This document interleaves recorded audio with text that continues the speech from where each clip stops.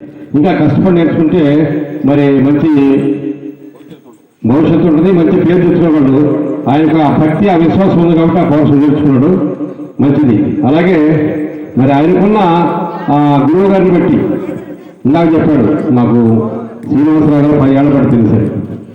శ్రీనివాసరావు గారు మరి గత 40 ఏళ్ళ నుండి ఈ యొక్క కళాకారుల రంగంలో హార్మోనిస్టుగా రకరకాల నాటకాలు చూస్తూ మరి క్లాసులు చెప్తూ సంగీత పాఠాలు చెబుతూ ఉన్నాడు కాబట్టి ఆయన ఆ వృత్తిలో నైపుణ్యం సంపాదించాడు. కొన్ని మధ్య సన్మానం జరిగింది, ఢిల్లీ వచ్చారు. ఢిల్లీ వచ్చిన తర్వాత అక్కడ మోడీ దగ్గరికి పోయి అక్కడ కూడా ఆయన కొన్ని ప్రశంసలు అందుకున్నారు. అలాగే వరుడు అలాగే ఈ పూట మరి కాశీమళ్ళ నతానేలు గారు మరి చిరు సత్కారం ఆయన చేయాలని ఆశపడ్డాడు. అందువల్ల మరి సన్మానాన్ని మనం ఇప్పుడు ఆస్వాదిద్దాం.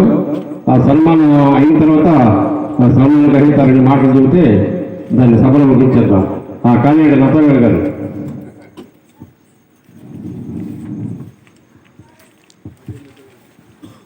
ఏమండి అత్తలు గారి తరఫున ఒక 2 పద్యాలు మేము పాడిస్తాం. వేరే ఎవరి చేత కానీ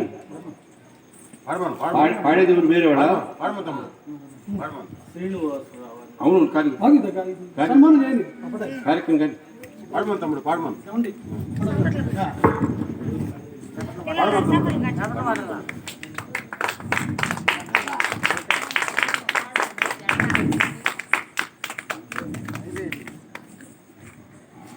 మంచిది తీసమ్మా.